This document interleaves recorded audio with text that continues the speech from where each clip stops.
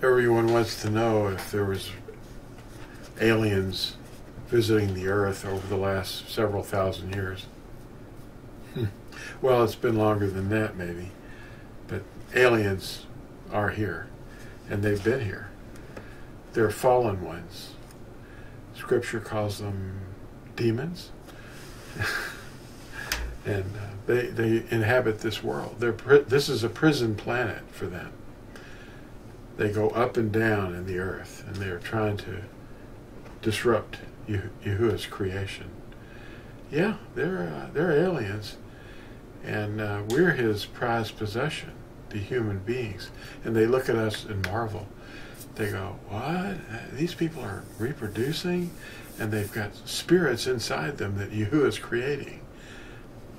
That's why it's so malicious to conceive of harming a child in the womb. Yahuwah is forming in the womb. The demons have been here, and they mated with women. They worked with the genetics, just like they're doing today, secretly, and have been continuing to do. And a lot of it goes on underground, yeah.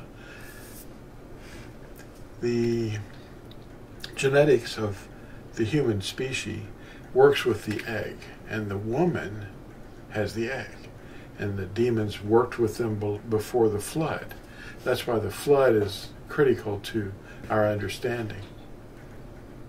The demons were working with the women's eggs genetically, and they were creating fallen beings in order to inhabit flesh, because the demons don't have flesh, and they wanted to inhabit a human body. And they do that by possessing people, because operating a human body is, well, one person said that the human nervous system is so incredibly designed and delicate that it could be operated by a ghost. And that's what spirits are. They're spirits. They're not ghosts. But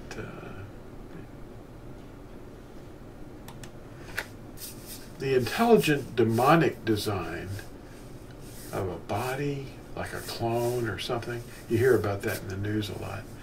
It is intelligent design.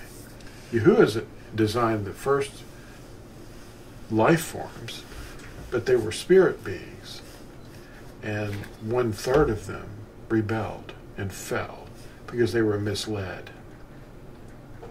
Intelligent design is real. Like, look at the 3 oldest pyramids in Egypt.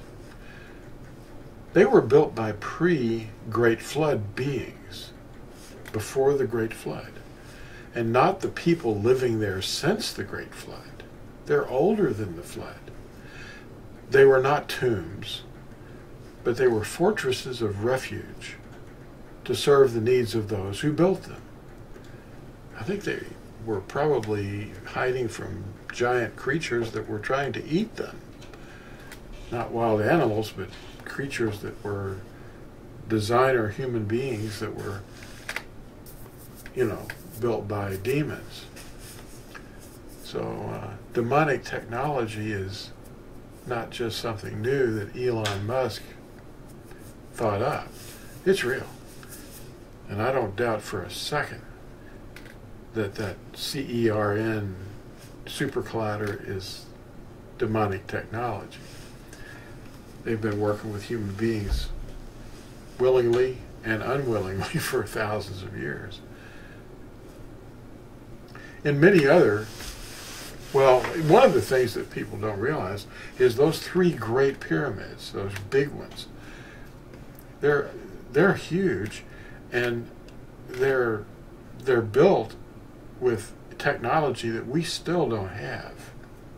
And the other smaller pyramids in that region are imitating the designs, but they're of far inferior quality. They're deteriorating rapidly. In many other remote areas on Earth, sun worshippers built their sun temples using even more massive pyramid designs than those in Egypt. Some in South America were buried under the sediment of the Great Flood. In some parts of the world, massive pyramids and cities are still underwater. Nimrod, the first king after the Great Flood, built the Tower of Babel because he wanted to shoot his mighty hunter's arrow at Yahuwah for sending the Great Flood. This is his history. That's what the purpose of the Tower of Babel in Babel. At which time Yahuwah confused the languages of the inhabitants of Babel to scatter them. Elon Musk may or may not agree, but it is highly probable that they were constructed using demonic technology. I wanted to point out this book to you that you can pick up. It's called Nimrod's Secret Identity. It's at Amazon. We have it at torazone.net also. And its back cover, I'm going to put here, so you can read it. You know, a little bit enlarged. And Babel's still going on, but it will fall. And I have another book that's about the end of days, and it's at the time the fall of Babel occurs. I'll read the back cover of this one, Fall of Babel. The whole world has been deceived and worships demons and many false names.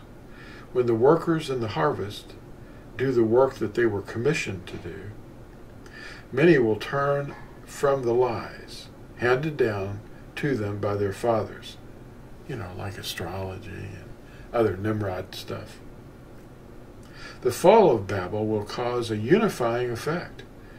The name of Yahusha will strike the artificial clay feet of the image described in Daniel's interpretation of a dream. The name is the stone the builders rejected. You will not see me again until you say, Baruch haba b'shem Yahuwah. That's a quote from Psalm 118, verses 22 through 26, which discusses the stone the builders rejected. The stone is the name. And they put an artificial name in front of everyone. And you can read Matthew 23, verse 39, where Yahusha says, you will not see me again until you say, Baruch haba b'shem Yahuwah. We're saying